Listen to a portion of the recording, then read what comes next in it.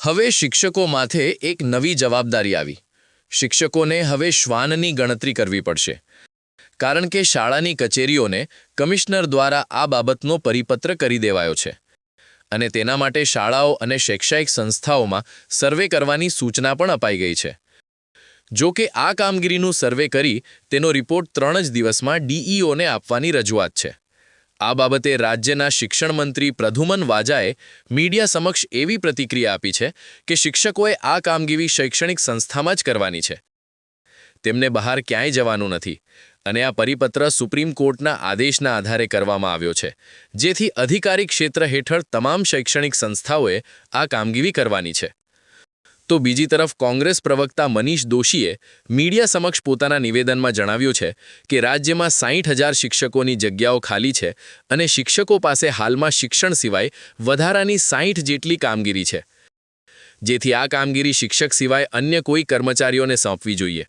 વધુમાં તેઓએ સરકાર સામે એવો પણ સવાલ ઉઠાવ્યો હતો કે સરકાર પાસે શિક્ષક સિવાય બીજા કોઈ કર્મચારીઓ નથી।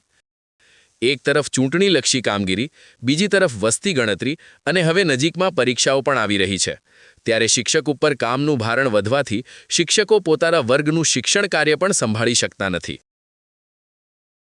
કેમ્પસની આજુબાજુના વિસ્તારમાં કેટલા શ્વાન ફરી રહ્યા છે એનો સર્વે કરવાનું પણ કામગીરી સોંપવાની ફરજ પાડો।